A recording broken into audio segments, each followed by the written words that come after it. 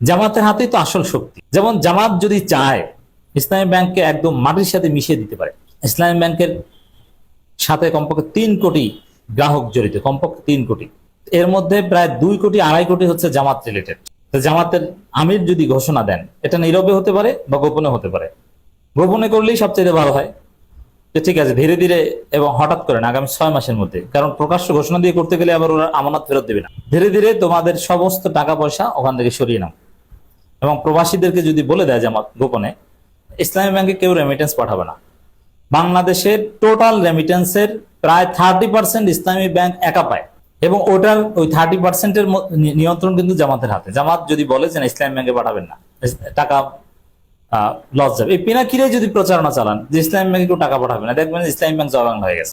ইসলামী ব্যাংককে একদম মাটির সাথে মিশিয়ে পুরো বিএনপিকে ধুলোয় মিশিয়ে দেওয়ার শক্তি জামাতের আছে। জাস্ট ইসলামী ব্যাংকে লেনদেন করবে না, টাকা সরিয়ে নেবে, এতেই যথেষ্ট। বাংলাদেশের লার্জেস্ট প্রাইভেট ব্যাংক ধ্বংস হলে পুরো ব্যাংক সেক্টরের উপর, পুরো অর্থনীতির উপর এর প্রভাব পড়বে।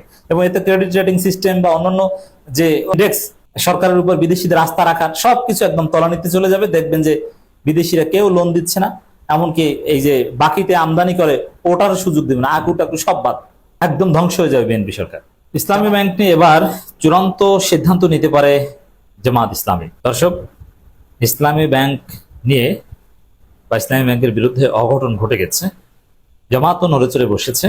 অনেক আমাদের অতীতের হিসাব নিকাশ ভুল প্রমাণিত হয়েছে। যে আমরা ভেবেছিলাম যে বিএনপি দেশটাকে গড়ে তুলবে, অ্যাটলিস্ট অর্থনীতি বাঁচাতে মারাত্মক বেপরোয়া কোনো সিদ্ধান্ত নিবে না, এবং বিশ্বব্যাংক, IMF এদের প্রেসক্রিপশন মানবে এবং ব্যাংক খাতকে পজিটিভলি সংস্কার করবে, এসালম কিংবা লুটেরাদের ফিরতে দেবে না, এবং ব্যাংক নিয়ে কোনো তাল বাহানা করবে না।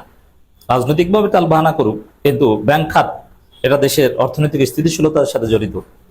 এগুলো নিয়ে অ্যাটলিস্ট কিছুটা র্যাশনাল আচরণ বিএনপি করবে আমরা মনে করেছিলাম, কিন্তু না।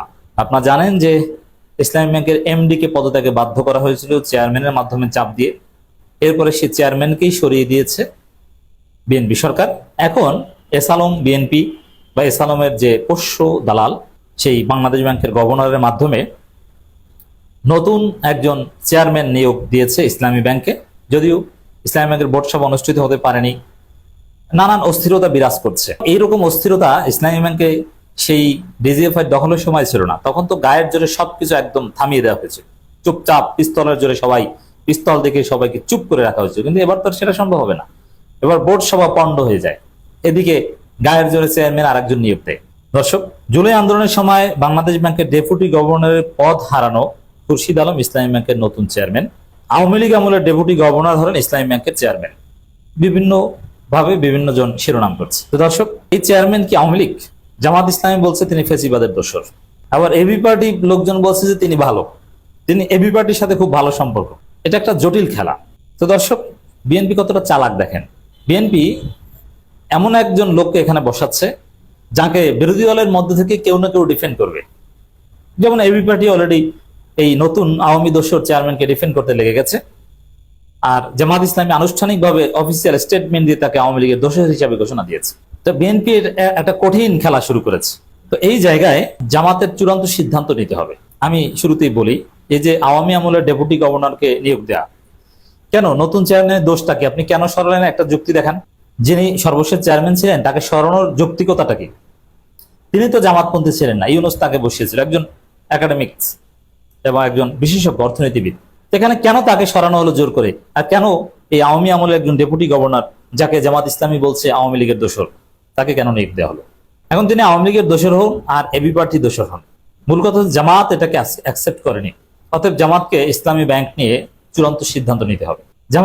জামাতের অতীতে এরকম ভুল আছে যে আইনি পথে হাঁটি, প্রথমেই কঠিন পদক্ষেপ না নিই, দেখি কি হয়। না, এইরকম আইনি পথে গেলে আপনি পারবেন না, কিছুই করতে পারবেন না।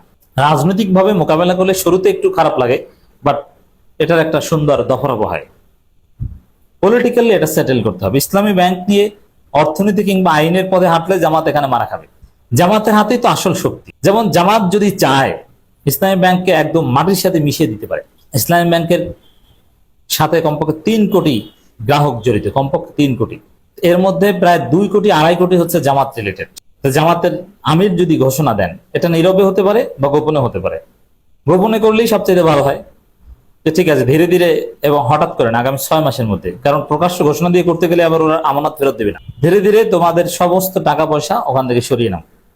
এবং প্রবাসীদেরকে যদি বলে দেয় জামাত গোপনে, ইসলামী ব্যাংকে কেউ রেমিটেন্স পাঠাবে না। বাংলাদেশের টোটাল রেমিটেন্সের প্রায় 30% ইসলামী ব্যাংক একা পায়, এবং ওটার ওই 30%-এর নিয়ন্ত্রণ কিন্তু জামাতের হাতে। জামাত যদি বলে যে না ইসলামী ব্যাংকে পাঠাবেন না, টাকা লস যাবে, এই পিনাকিরে যদি প্রচারণা চালান যে ইসলামী ব্যাংকে কেউ টাকা পাঠাবে না, দেখবেন ইসলামী ব্যাংক জবাং হয়ে গেছে। ইসলামী ব্যাংককে একদম মাটির সাথে মিশিয়ে পুরো বিএনপিকে ধুলোয় মিশিয়ে দেওয়ার শক্তি জামাতের আছে। জাস্ট ইসলামী ব্যাংকে লেনদেন করবে না, টাকা সরিয়ে নেবে, এতেই যথেষ্ট।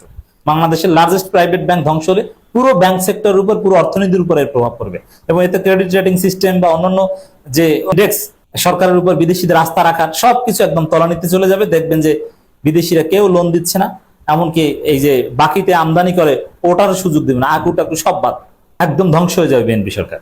জামাত কিন্তু এই ভয় বিএনপিকে দেখাতে পারে, এবং এই বিষয়ে চূড়ান্ত দফা রফায় যাওয়া উচিত। আরেকটা বিষয় হচ্ছে যে কিছু রাজনীতি এখানে করা উচিত, কারণ এটা একদম গায়ের জোরে করা হচ্ছে, এটা ব্যাংক দখল করা হচ্ছে, লুটেরাদের বসানো হচ্ছে।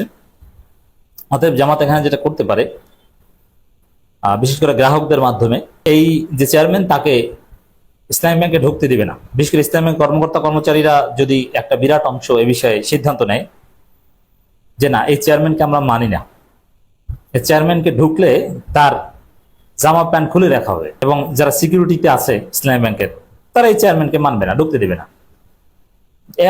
ফেসিস্ট আমলের, যেহেতু জামাত ফেসিবাদী বলেছে, ফেসিস্ট আমলের কাউকে বা ফেসিবাদী কাউকে আমরা অ্যালাউ করবো না, এভাবে একটু কড়া সিদ্ধান্ত নিয়ে দেখতে পারে। তার আগে এইসব সিদ্ধান্তের কথা বিএনপিকে জানিয়ে বিএনপির সাথে আলাপ করতে পারে যে আপনারা এগুলো নিয়ে বাড়াবাড়ি বন্ধ করেন না, দিন শেষে ক্ষতি আপনাদের, কারণ অর্থনীতি অস্থিতিশীল হলে ধরাটার তো খাবেন আপনারা, সরকার আপনারা। ক্ষমতাচ্যুত আওয়ামী লীগ সরকারের পতনের পর বাংলাদেশ ব্যাংকের ডেপুটি গভর্নরের পদ হারান মোহাম্মদ খুরশিদ আলম। তাহলে কি বোঝা গেল?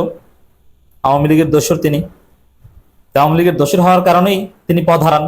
শেখ খুরশিদ আলমকে ইসলামী ব্যাংকের নতুন চেয়ারম্যান নিয়োগ দিয়েছে বাংলাদেশ ব্যাংক। জুলাই অভ্যুত্থানের সরকার যাদেরকে পদচ্যুত করেছে তাদেরকে ধরে এনে এখন ইসলামী ব্যাংকের চেয়ারম্যান বানাচ্ছে, এটা ক্ষমার অযোগ্য। আওয়ামী ফেসিস্ট বিভিন্ন এই যে ফেসিস্ট আমলের নির্বাচন কমিশনার অমুক তমুক, এদেরকে জনগণ জুতার মালা পরিয়েছে না, তো এরা তো এরকম জুতার মালার যোগ্য। আমি বিশ্বাস করতে চাই যে ইসলামী ব্যাংকের অফিসাররা তারা এই ফেসিস্ট চেয়ারম্যানকে মানবে না, তাকে তার কোট জামা প্যান্ট খুলে তাকে বিদায় দিয়ে দিবে। ব্যাংকটির চেয়ারম্যান জুবাইদুর রহমান পদত্যাগের পরেই এই নতুন নিয়োগ দেওয়া হয়।